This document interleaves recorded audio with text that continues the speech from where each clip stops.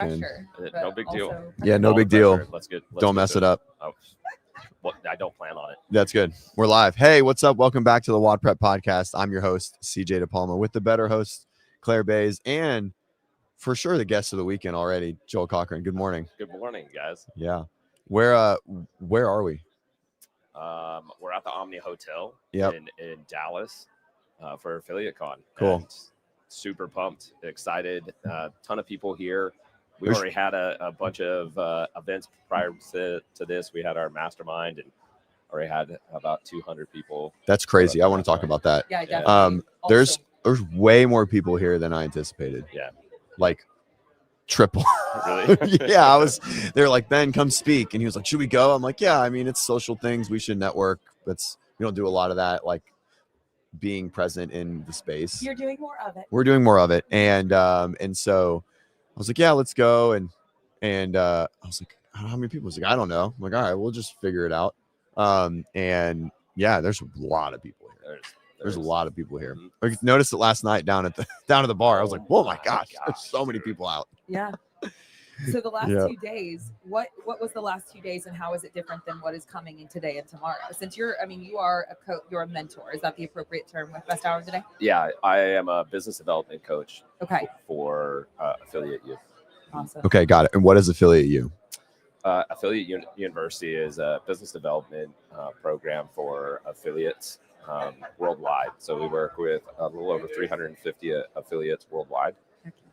We have our business development team, which helps the owners be able to put the appropriate systems, sales, marketing, operations into their affiliate to be able to drive more revenue and to be able to have a little bit more time. And then we have our coaching development team as well. So they work with the coaches, the affiliate owners' coaches, to be able to help them to become better coaches out on the floor. Yeah.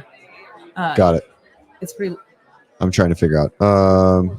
Too far. Pull the mic closer to your mouth. Okay. There we go. Okay.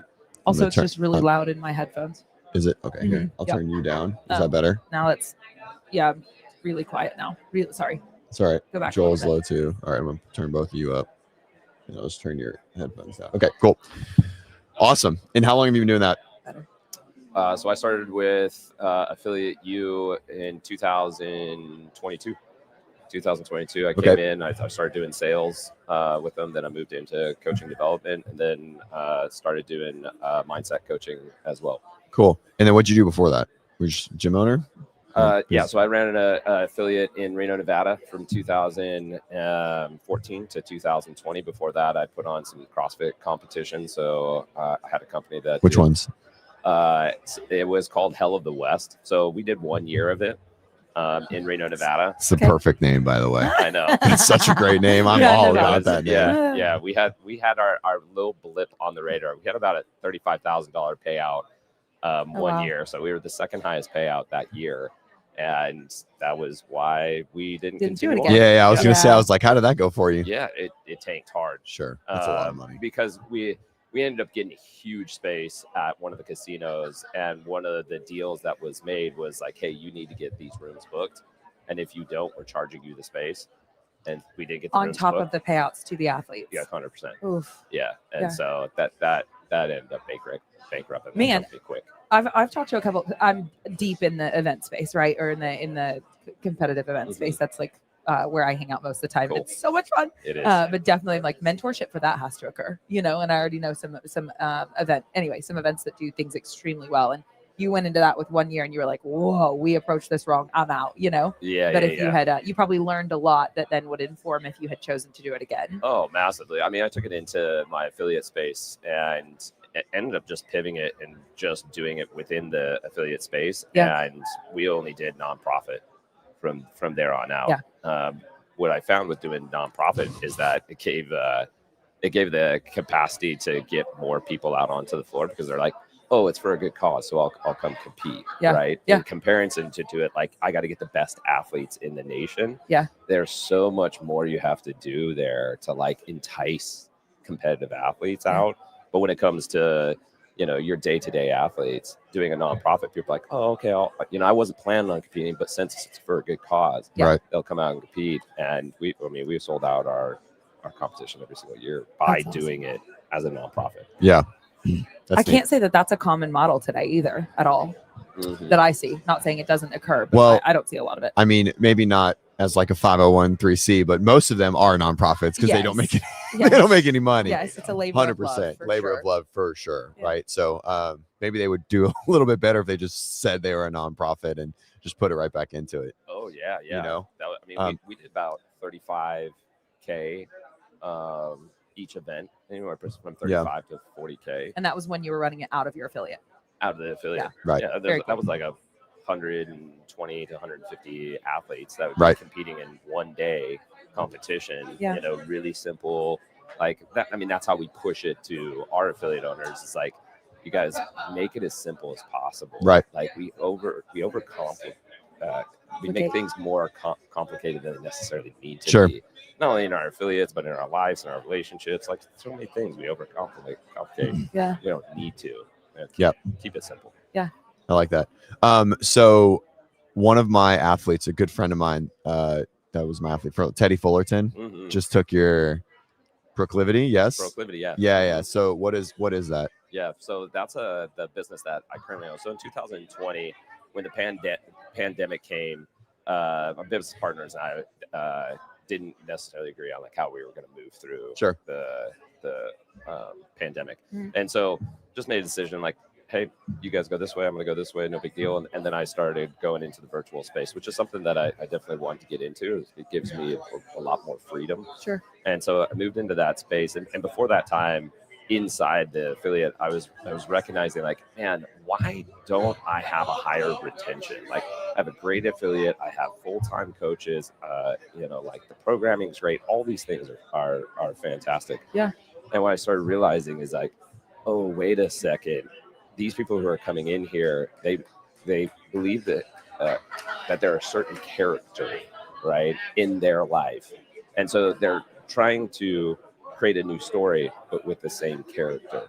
So they're going like, oh, I'm going to lose weight and this and that, but they still believe they're the fat kid or that they're the unfit person. Okay. And so by realizing that, I was like, oh man, I really need to dive into this, like the psychological space here, because if I have all of the details down, but people are still leaving, that doesn't have to do with my systems. It doesn't have to do with my coaches. It has to do with the belief that they have within themselves. Yeah. And so then I was like, this is the space that I want to get into. So I pivoted and I started Proclivity, and it's a 12-week mindset program, and it's directed towards affiliate owners.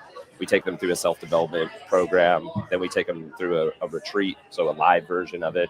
And then we start making them become coaches so that they can start teaching it within their affiliates. Yeah. So the mindset space is the biggest gap in affiliates right now.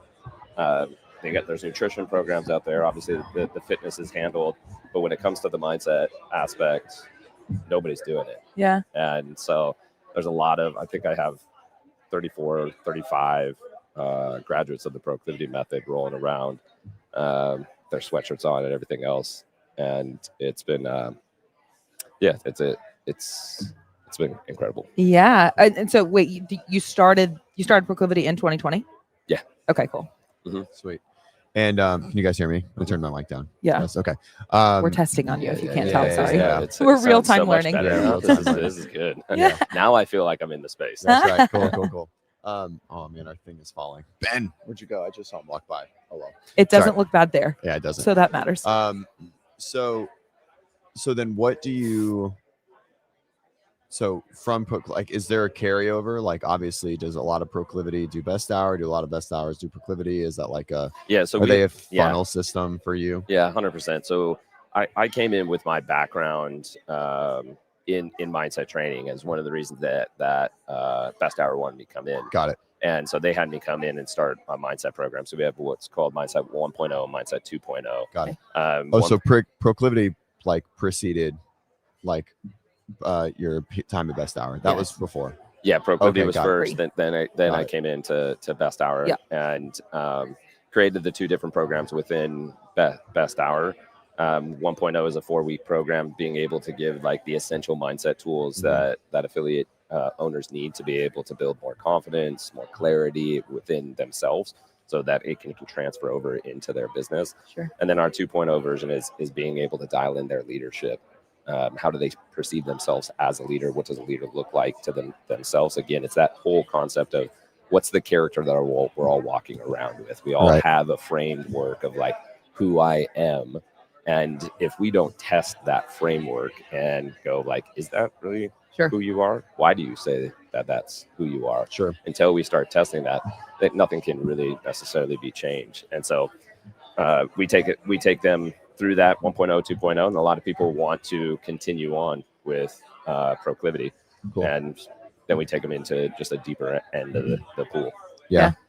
How many coaches, owners, et cetera, have you taken through some version of proclivity up to this point? Like since you started, I mean, I know, like, do you have a rough ballpark number of affiliate owners, et cetera, that you have worked with on this mindset bit?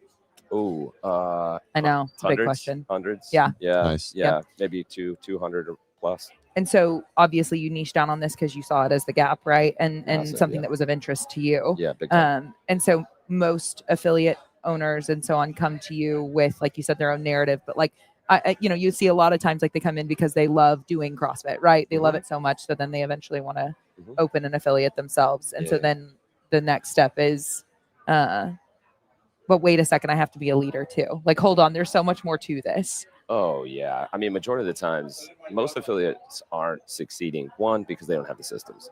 Like just plain out, you're just running it on like pure passion. Yeah. Right. And hey, that's fantastic. And you need that to be able to be it's a potent business fuel. owner. Yeah, super potent. But that You just dump hair on me. No, I just threw something at you. It broke. Anyway, it's fine. Go ahead. Sorry. that eventually runs out. That gas tank empties, right? Your passion empties, and this is where we see burnout in the 10th year, right? They've done all this work, and all of a sudden they're closing their affiliate or selling it for $50,000. You know, like it's sad to see. Yeah. And so the first piece and part is like you got to have the systems, and that's what I love about Best Artists is that we help come in there and go, you guys, simple systems are going to make a huge difference for you, right? And then after we get those systems in, then it's being able to go, now we got to get rid of that old mindset that you've had, right? You had some failures. You didn't sell the people the way you did. You know, you had those coaches that quit on you, and people will stick with those old stories. And if you stick with the old stories, they're going to transfer in. I have a saying, don't let your past traumas dictate your future success. Right. And too often we allow our past traumas. Well, they hurt me that one time, or the coaches left, or, they started their own affiliate. There's somebody's going to do it again. And I'm like, you're limiting yourself on your success. Yeah. You're living in a fear-based mindset, and there's no way you're going to be able to find the success you're at. So when you create the foundations with the systems, and then you add in the mindset of like, oh no, I see myself as a thriving affiliate owner. Now all of a sudden things start taking off really quick. And I bet even whatever it is that you do is probably pretty like maybe that's an assumption, but to me that work is not overly complex. It just it's a bit specific, right? Oh yeah, it's the same. Because of working with affiliate, I've worked before with non-affiliate owners with the mindset piece. But one of the best things about affiliate owners is that they're so mechanical, right? Because CrossFit teaches mechanics, right? Hey, hip crease below knee, knees out, right? But the mechanics that we teach in the mindset program are the same thing, right? It's a mechanical piece of being able to take, hey, see this sentence? Let's write this sentence out. You see this one word, this word is creating tension and it's keeping you from being able to get to full depth, right? Yeah. And so, hey, let's remove that, adjust that. Now say it. How's it feel? Oh, wow, that feels amazing. Sure. So it's immediate feedback that we're working just like in CrossFit of being able to go, hey, tactile feedback, you feed that, does that feel better? That does feel better. Same thing that we do in the mindset portion.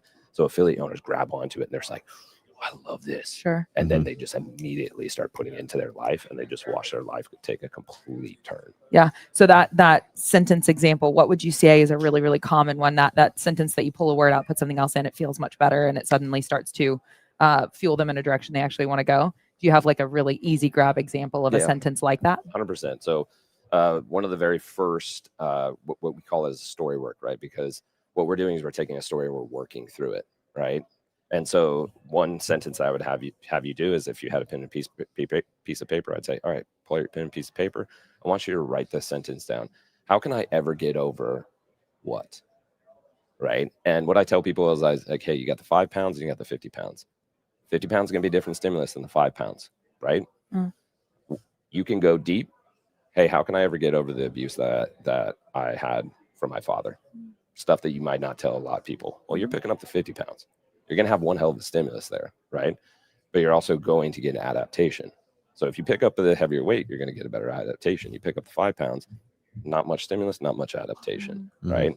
So you could also say, how can I ever get over not getting that final rep in 25.3? Yeah. Okay. Well, okay. Yeah, I get it. It might be frustrating, right? The whole point with that sentence is that what we do is we go, all right, let's read that story out. Now let's address, how does that make you feel? Okay. If I'm talking about the abuse from my father, I might feel fear, doubt, or ashamed, or guilt. We want to address that emotion. And then what we do, again, mechanically, we want to make these subjective things where we feel like emotions are very subjective and they're kind of up in the air. We want to ground them. So then we put a scale to it. All right, so scale 1 to 10. If it's guilt, right? Let's go scale 1 to 10. A 9. Okay, where do you feel that guilt in your body? Because we know that when we get scared, our throat gets tight, our chest gets heavy, right? But we don't acknowledge that with the emotion that's coming, right? And so then what we do is we start connecting like, wow, these words create this emotion, which creates this feeling in my body. Hey, is that light, tight, or heavy? It's tight. Okay, do you want to feel tight? No. Right. Okay, great. So let's look at that sentence. How can I ever get over the abuse from my father? Okay, take out the ever. How can I get over the abuse with my father? Something that, and a lot of people, when I take them through that, sometimes they won't even put the question mark with the how can I ever, because it sounds like a statement. I can't get past it. Yeah, right? sure. The ever creates the wall.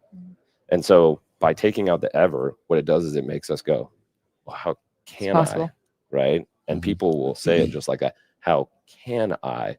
It's an up talk, or the mind starting to think of like, wait, can I? Yeah. Right. That's why we up talk, or we pull our vocalics up when we're trying to question something. We're like, is that true? Yeah. Right. We pull it up. Yeah.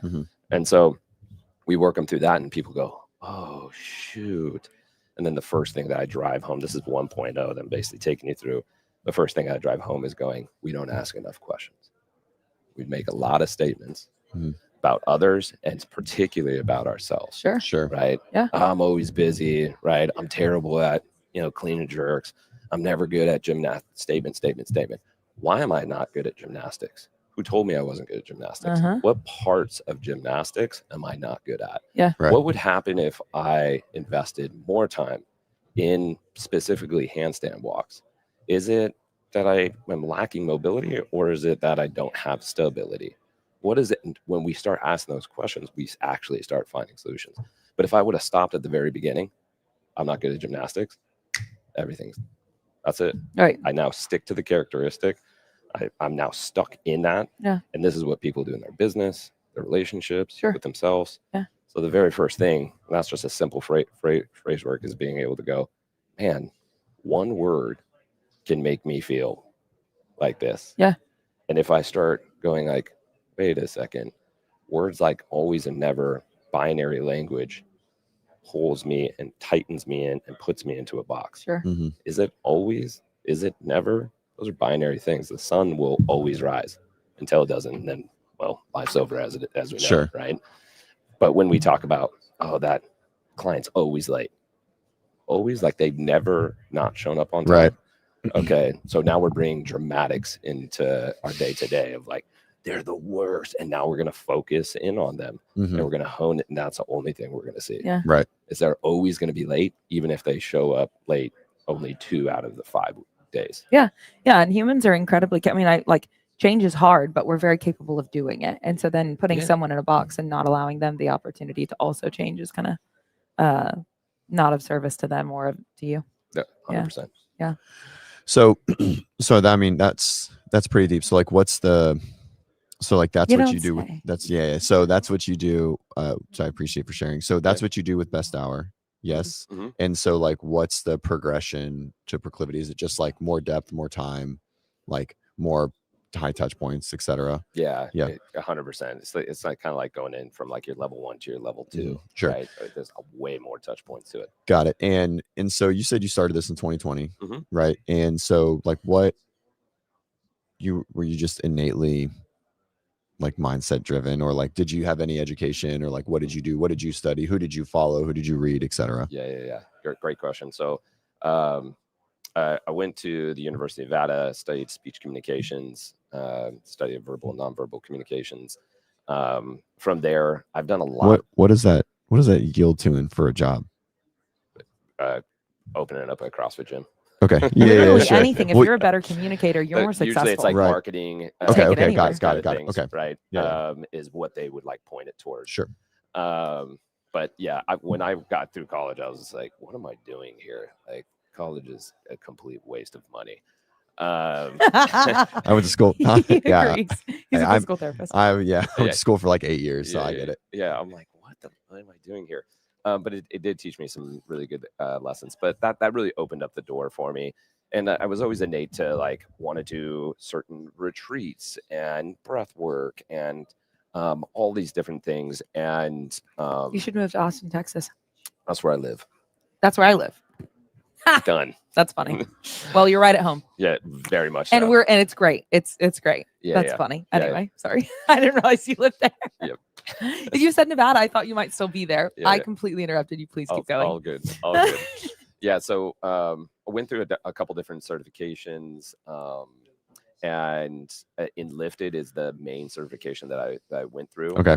And I went through there and Enlifted 1, 2, and 3, and worked with Mark England from the conception stage of Enlifted. Cool. And have really refined that process with them.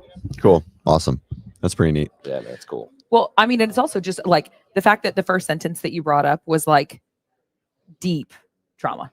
Yeah. You know, like that is very unique work within the space. Like you said, like you see that as a whole, and providing that, because yes, at the end of the day, culture within an affiliate is top down, you know, is my opinion, right? Oh man. And so yeah, if you're working with so much. Yeah, and if you're working and I mean that, so that is a weight on their shoulders and also an incredible opportunity and to continue to elevate how they show up in the world and living in alignment with their principles and values, you know, things that I like. You see that in an affiliate that's thriving, right? Yeah. And so, but that when you say that you do that work specifically with like, that's your target market is affiliate owners, so that way they can get that stuff squared away and rework the way that they think, so that then they can go thrive in business. That's just a really unique approach. Oh, big time. I mean, what I find with most affiliate owners, they're going to be perfectionists or people pleasers, or what I call unicorns, which is both. Oh, cute. Right. So yeah. what a mess. Sorry. Yeah. Being a unicorn, a bit perfectionism, people pleasing. Usually there's a ton of trauma that comes with that. And the problem with if I'm a constant people pleaser, when somebody comes up and goes, oh, hey, I want to cancel, and it's not within the 30-day window, what are they going to do? Oh, that's okay. Right. Oh, when it comes to like, when's the last time you raised your prices? 6 years ago. Right. Well, I'm afraid people are going to leave. I'm like, when's the last time you took a paycheck? 6 years ago? You Right. know, like, what are we talking about? Yeah.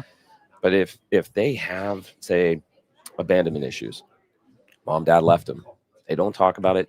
It's fine. Like, I buried that. Everything's good. Yep. I'm like, yeah, but every time somebody puts in a cancellation, you have a panic attack and you try to get them back, and then you get really mad at them, and then you burn the bridge so they never come back later.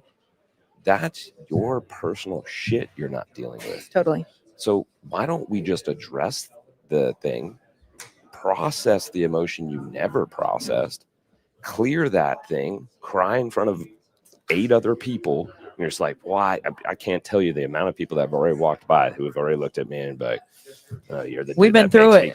Yeah, we've been through it. You're the guy that makes me cry. I'm not watching that episode. He's probably going to make me cry. Totally. But also the gratitude that they feel for that experience, I'm sure, is on a whole other level, because it's very meaningful. Yeah. You could pull anybody that's gone through the mindset programs and been like, man, it was super essential. Like Morgan right here, she's gone through it twice. And We're not talking about you, but we're definitely talking about you. Yeah. And the benefits that she's had. And she just signed up for Proclivity the other day.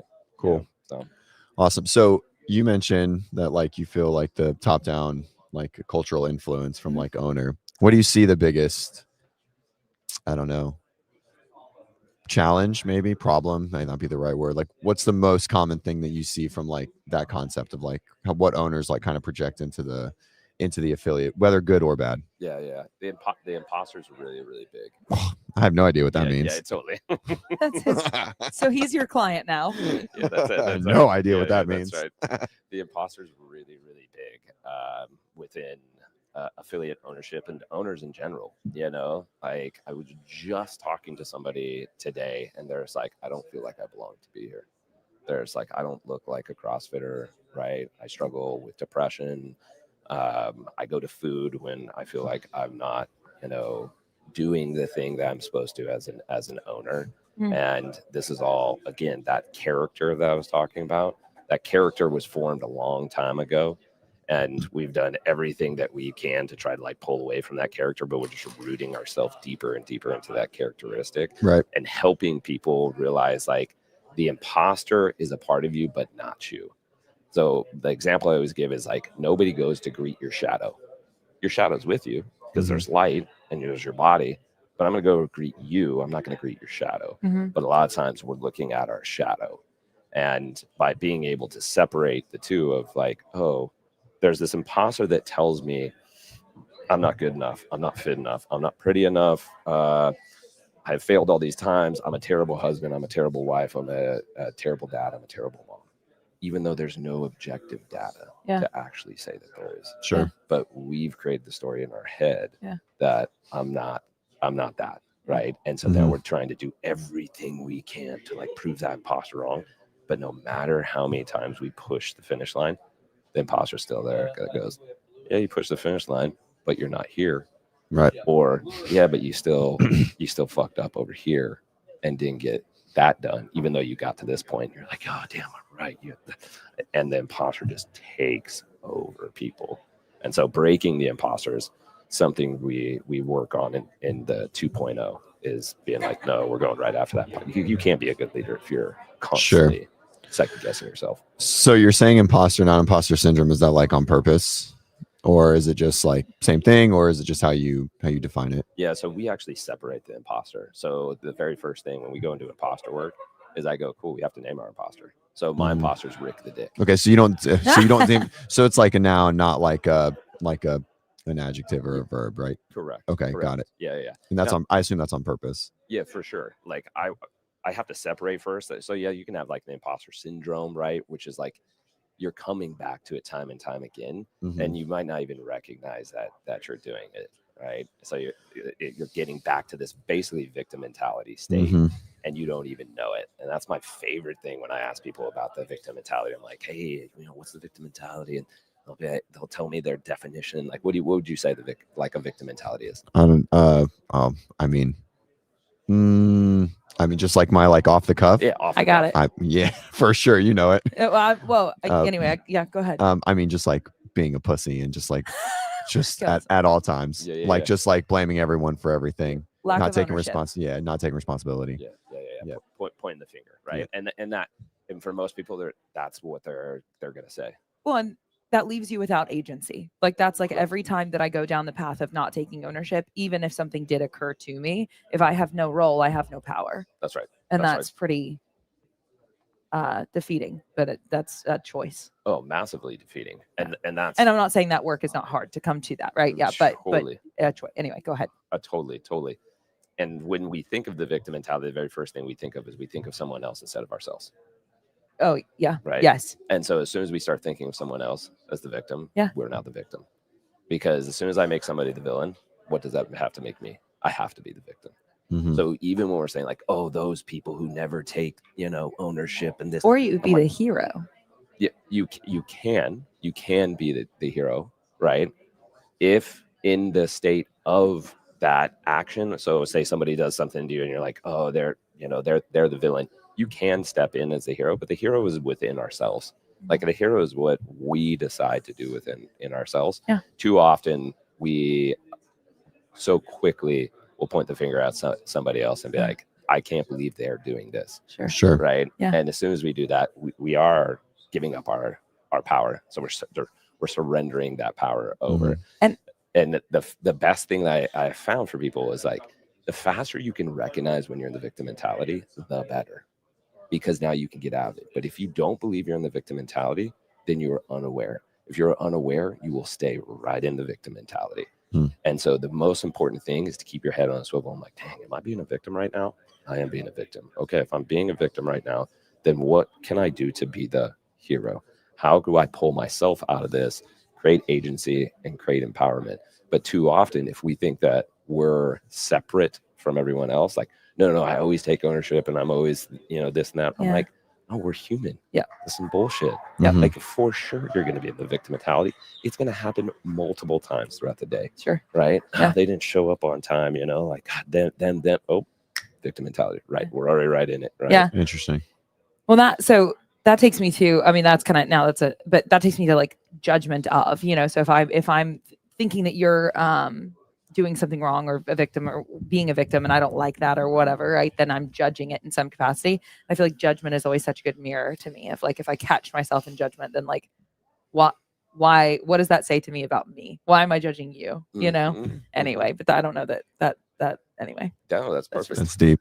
I don't know how deep that is, but that is a really solid exercise that has been very helpful for me in my interactions with others, for sure. Well, anytime, and it comes up a lot. Anytime you feel hurt, right? And this is why I'm always like, cool, I want you to address your emotions. Your emotion doesn't have to like take over you, because my job always is the main thing I'm trying to get everybody to do is to process acceptance faster and redirect to a better outcome. So to process acceptance means I feel this anger. Okay, can you process this anger? Cool. Now, can you redirect where you're at? Most people are like, don't feel it. I'm just going to be like mad and I'm going to push it away somewhere else. I'm like, that's not the key, right? Process the emotion. How fast can you process emotion? And then how can we redirect it somewhere else? So when somebody offends me, I'm going to go, whoa, what is this person showing about myself that's unresolved or unhealed? Because out of all the things that could happen today, why am I getting so caught up on this? 1000%. Yeah. This one thing. So if we take that to practical application to affiliate owner, coach, whatever, right? Some examples of their experiences in the affiliate that then take them out of a leadership role because they're dealing with all of that. Could you give like practical examples and then a way to pivot? Is that making sense? Yeah, totally. So again, when it comes to memberships, because this is external to internal, we're managing all these different people that are truly external of us, right? We have to learn how can I go internal to external, meaning if somebody cancels on me, right? A lot of people are going to go, oh, well, they didn't show up. They didn't do the work. I always checked in with them, like all these different pieces. That's all external. Instead of being able to process and be able to come into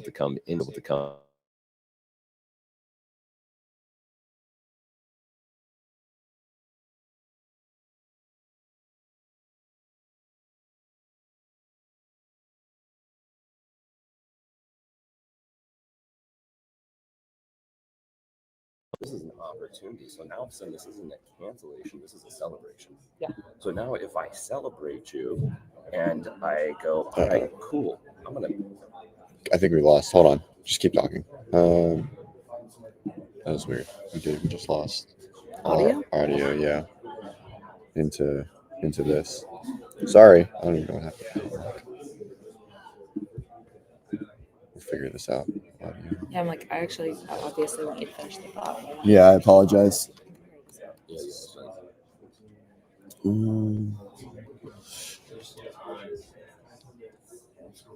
That's so weird. You lost it in yours? No, it just says it's not coming on. It says it's... But it has been the whole time? Yeah. Okay. It's back. You're back. Okay. All right. Continue. For a second. Yeah, we're good. Okay. Thanks, Vicky. Appreciate you. Hi, Ed. Hey, we finished 90 and 90. Yeah, he's been doing the 90 and 90. And I finished 90 today. And he'll be was today 90? I thought tomorrow was 90. No, today's 90. Oh, nice. Congrats. Oh, wait. I think. Is today 90? Did I do that wrong? I thought you said yesterday was Sorry, 88. completely unrelated. Anyways, Let's yeah, go yeah. back to your thing. We can talk about it later. Go ahead. Oh, good. Coming back to being able to accept and redirect. Again, we can get caught up in a cancellation real quick and point the finger, go into victim mentality, not accept, and then we just store it, and then we get more and more bitter. Everybody quits on me, right?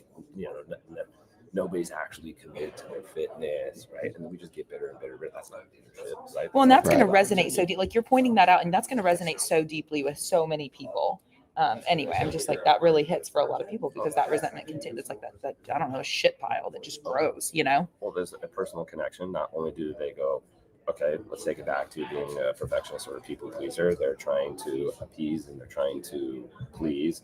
And so they're giving all of their heart to these people all the time. Yeah. They're not charging them the price they should be charging them. Yeah. So they're not making enough money. So then when that person just makes a decision like, hey, I'm going to do fitness somewhere else, or I'm moving, or I just don't want to do CrossFit anymore, they take it so personally because they've given so much of themselves because they have this trauma piece that they haven't healed that they just keep on repeating by going like, no, let me appease, because nobody was there for me to take care of me. And so I'm just going to take care of everyone else instead of going back and going like, hey, why don't we just take care of you in that moment 20 years ago, right? When your dad walked out on you, right? When your mom talked a bunch of shit to you and you're just like, nobody has my back. And so I'll make sure I have everyone's back. But now all of a sudden you're selling yourself short because you're not charging the prices that you should. You're not creating the boundaries that you should. And so people can just leave when they want, come when they want. They come back 6 months later, or even 2 years later, and they go, well, that was the price you charged me before, and I don't want to pay that price. And you're just like, oh, you're right. Okay, never mind. You can have the $120 membership, even though we're at $200 now, right? And all of these things will still occur. Like you do this deep water work, which is what I feel like I'm going to say about the scenarios you're playing out that, hey, we're going to take you into straight up deep water here. But all of the scenarios you just played out, whether or not that person has done that work is going to occur. And then how they engage with those experiences is going to shift dramatically, right? Like, so then they can either be really heavily personally impacted and whatever, or it can, well, I have systems and I have processes and faith that this is all going to unfold as it should, whatever. Oh yeah, big time. When you have the systems in place that help you create the boundary and you feel that you've healed or have healed those positions, when people quit, you're going to have that initial like, but instead of chasing that feeling, you're like, no, I have my systems. I have my contracts in place. That's my boundary. I'm going to be able to go and process this emotion and feel this emotion all the way through. Good. I know how to do it. I'm going to go sit down, do some story work, write this out. I'm going to work through the 4-step process here. And then before I know, I'm like, okay, cool, I'm done. Yeah. And I'm not chasing it or selling myself short. I'm like, nope, I process it, I go through, accept, redirect. Great. All right, how many more members can I get now? This one's leaving? Cool, I'll go get 3 more. Right. That's the mindset that we want, but most people never accept. I can't believe they're quitting on me instead of, nope, take out the apostrophe and the T. I can believe they're quitting on me. Now I've accepted it.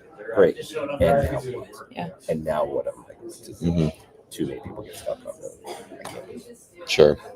So this is like you sort of like really dig deep into a lot of people probably pretty quick, just like in general. Do you ever get a lot of backlash? Like, does anyone ever get like, I don't know, loud, aggressive, like pushback, like we're not digging into this, or like really shut it down, like, I don't know, in proclivity, like in the retreat or anything like that?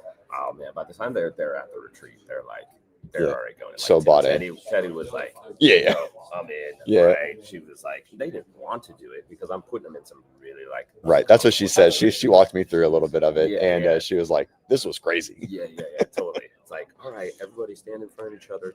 Great. Hold each other's hands. Look into their eyes. We're gonna stare at each other's eyes for like a while. Yeah. A while. We did for 40 minutes or something. That's bonkers. Right? Because I was having them switch. So it's like, okay, you'd stare in your eyes for 2 minutes and then be like, okay, cool. Now switch. Now I'm staring in your eyes. I want you to hold their hands, right? And go through this process where everybody's like, but then they start settling in like, oh, let's just look in the eyes. Oh, it's just looking at hands. Yeah. Where before it was like, and Yeah. right. And Yeah. so that's pretty intense. But with the 1.0, like starting people off, I always tell people like, this is your journey, just like coming into the gym. Nobody's gonna sit and like, It's your journey. Oh. Aaron says that shit every day. Yeah, because I don't try to tell people whatever anyway. Yeah.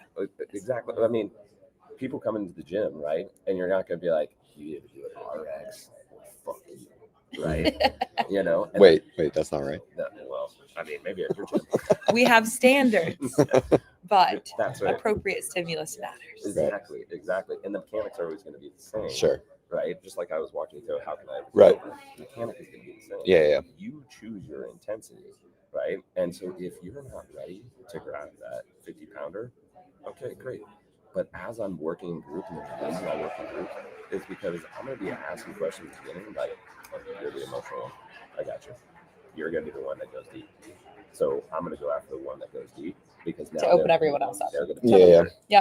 It'll be your leader. Yeah. Mm-hmm. I mean, that's what I always, different words, but I'm always like, the moment that you can be human, you allow everyone else around you the opportunity to be a human, That's right. And that's such a gift. Mm-hmm. I was watching on the plane ride over here. I was watching, I don't know, the Apple's like dinosaur world thing. I don't know. It just came on. Anyways, Okay. and so it was like just going through very like just like the day in the life of like a T-Rex or like a pterodactyl or something like that. And like one of these pterodactyls, like they lay their babies on cliffs and the babies will all climb to the top. And then once one hatches, they all hatch like within like an hour of each other after months, which is like the craziest thing. And then they all go to the top of this cliff and then they have to fly like immediately, like within the first couple hours.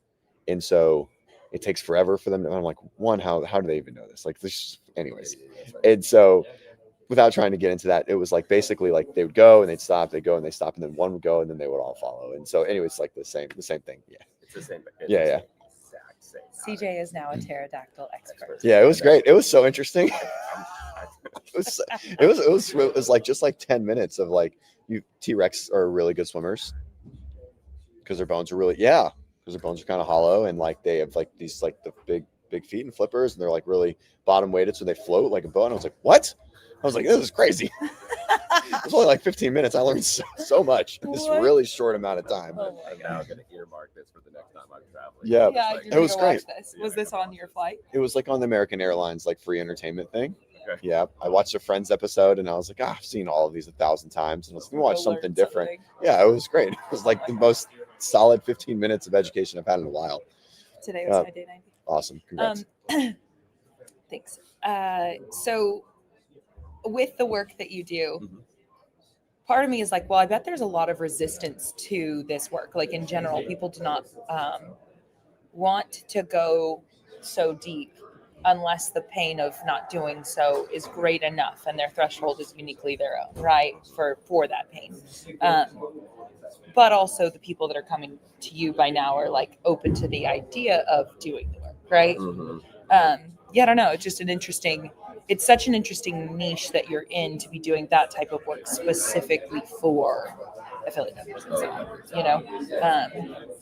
I don't. So I guess then I'm thinking like, how do you market this product? I mean, obviously a conversation like this is expanding awareness, hopefully. But yeah, like how do you convince an affiliate owner that doing this deep work is then going to translate into a better experience within their business, which is of interest to them? Yeah, this is like being able to ask the right questions. We all got our issues and problems, right? And so when somebody comes in to an affiliate and you say, "Okay, well, Brock, what about you today?" They're gonna be like, "I want to lose weight." It's never that. And we tend to go, "Well, okay, well now let me start talking about why I'm going to solve that problem." And I'm like, you're already shooting yourself in the foot because that's not the actual issue. Why you're trying to lose weight, right? Whether I have weight or not, what does that matter? Why does that matter to you? Oh, well, I'm actually insecure about how long. I literally had somebody today that was talking about that. Was talking about that depression and they didn't feel like they're not feeling this, they're heavier. And I was like, okay, how long have you felt that way? Until I was 5 years old. Now, if I didn't ask that question, if Yeah, I you didn't never would've get to that point, then I'm like, it has nothing to do with what you're eating. Sure. Tell me what happened when you were 5 years old. And what you're eating and what's going on is a manifestation of how you feel. 100%. 100%. And so when it comes to this, it's like, no, tell me more. Like, what's your biggest struggle in your career? Are you going to be here? I'm not making enough money. Or what? Tell me what's enough money. You know, and when would you be happy? Would $250,000 a year make you happy? Wouldn't hurt. Wouldn't hurt. Right? Right? Sounds great. Yeah, totally. And being able to like pull them back to be able to get them to the point of going, oh, this actually is deeper than what I knew. It's the same example of like that story of how can I ever get over, take out the ever, how can I? And I just drive home like, you guys, we need to become world-class question answers. Yeah. As an affiliate owner, you need to be exceptional at asking questions. You need to keep your mouth shut. Too often we're trying to sell CrossFit. Right. We're trying to sell our program. We're trying to like show, you know, well, let me tell you about the programming that we follow, the strength that we do, and how it's going to be able to help you lose weight. I'm like, Right. And they want the result and they don't care about that anyway. Yeah. Oh, because you have to start diverting them and pulling them over here. Like, this is actually my problems over here. I feel like you're not hearing me. We should just, the majority of the time we ask questions. So when I sit down with affiliate owners, I'm like, oh, tell me more. And I'm always in qualification mode. Anytime I sit down with somebody, I'm like, just because you have the money to get Harvard doesn't mean you get Harvard. And so I'm always in a qualification mode where I'm like, hey, I don't know if you're actually a good fit for Best Hour. I don't know if you're a good fit for Proclivity. And I'm just going to keep asking questions. Until it becomes such an obvious thing, right? And I'm like, got it. Now let me recap everything that I heard from you. This is where you're at. This is what you can't get through. This is what you've tried a million times. This is how you've already told me you don't have a plan and you have no blueprint. So tell me what's going to change. Nothing. But you want to be able to get to this point where you feel this way, look this way, have all these things. True? Yes. Is that correct? That is correct. That's exactly what I want. Then 100% I can get you there. And I guarantee that I'll get results with it. And being able to go through that process with affiliate makes you okay, that's right. And then we just have to get the full commitment. You have open questions and closed questions. And too often we don't use enough closed questions in our own lives and in our affiliate. When it comes to the sale point, most people kill the sale because they don't end with a closed question. I was on your Instagram like recently. I feel like that exact statement. I was perusing through your Instagram, like I don't know, maybe an interview you did recently. Yeah. Yep. Getting to that close question is the most essential thing. And the 8-second rule for sales, which is like ask for the price and talk about show. And stare at them for 8 seconds and it'll feel like an eternity. They'll be like, okay, I'm in. And you're like, cool. But too often we go, and it's $179. But if you don't want to do that, right, we got $139. Yeah, you never justify it 3 times a week. And but listen, if you need to go home and think about it, I'm like, what? Yeah. The sale.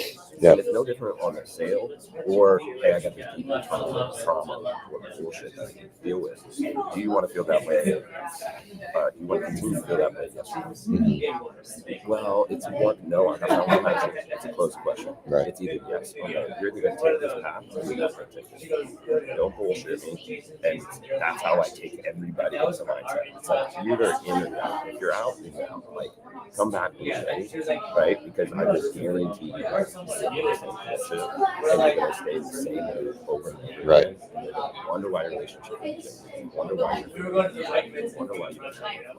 wonder why you're not losing because you're in the same neurological path. Sure. Yep.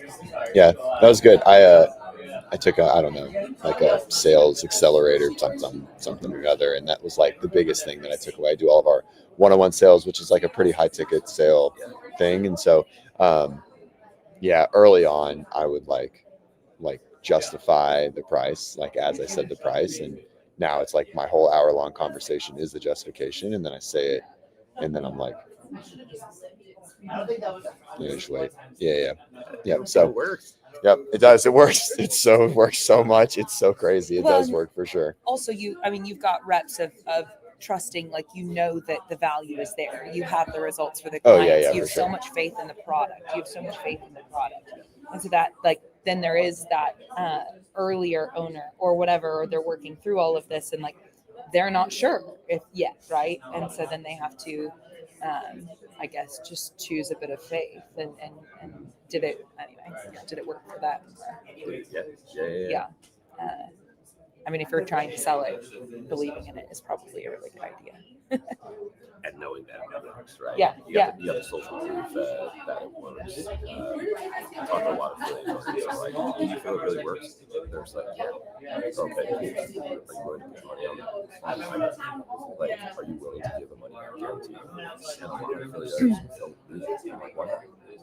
Right? Because you're not qualifying them correctly. Because you just want everybody to come in and you've had just like,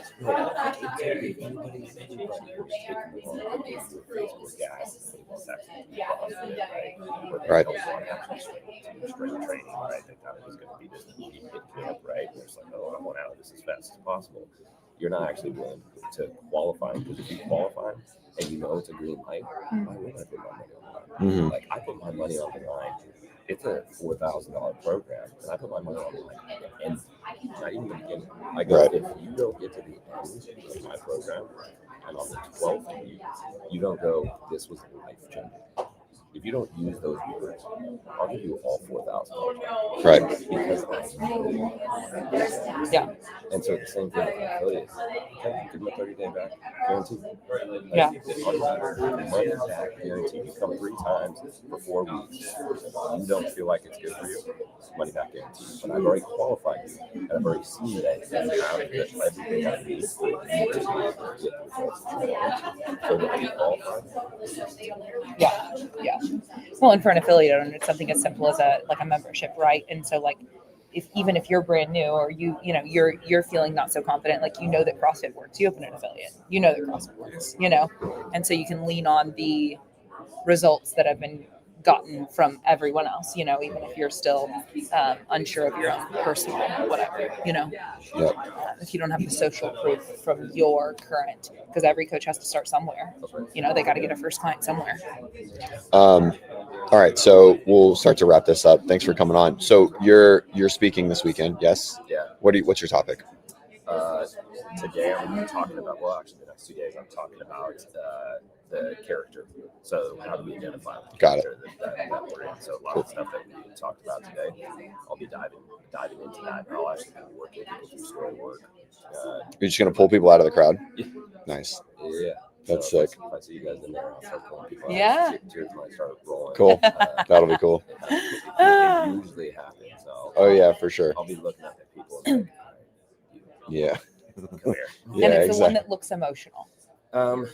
Yeah, it depends on what I'm really looking for is like how deep are they actually into the work, right? Yeah. And like, is their head? Are they paying attention? Like, I'll be right? Seeing like whose eyes are locked in on me. I'm like, oh, okay, cool. Check you. If I see somebody sitting scrolling on their phone, they're out. Their laptop. Yeah. I'm like, okay, cool. This isn't something that resonates with you. Totally fine. No big deal. But I'll look for the right people and like, Yep. Yeah. Yeah, you got to find your pterodactyl. You gotta And you will find them. That's right. Because there's so many people Who's here. gonna Like fly we said, first? I can't wait to walk in that room right now and just be like, whoa, there's a lot of you here. Just so many people. Yeah. and really Cool. really dedicate people to CrossFit. That's what I love about this. It's like these are people that like live, breathe CrossFit. Yeah. It's cool to see. Yeah. Cool. Well, hey, thanks. Yeah. That was great. Yeah, that was a good way to break the ice and get the show rolling. Thanks for coming on this early. Yeah, absolutely. Cool, man. A little emotional Yeah, stimulation. that's right. That's Yep. right. Cool. It's a very unique service that you're providing to this, to our communities. That's cool. Yeah. Thank you. Yeah, it is Yeah. cool. I'm a Cool, fan man. of it. Yeah. Thanks, Joel. Cool. All right. Have a good one. Cool. All right, guys. Thanks so much. We'll be back in an hour with Chris Henshaw. Come back. See you guys soon. Later. Okay, bye.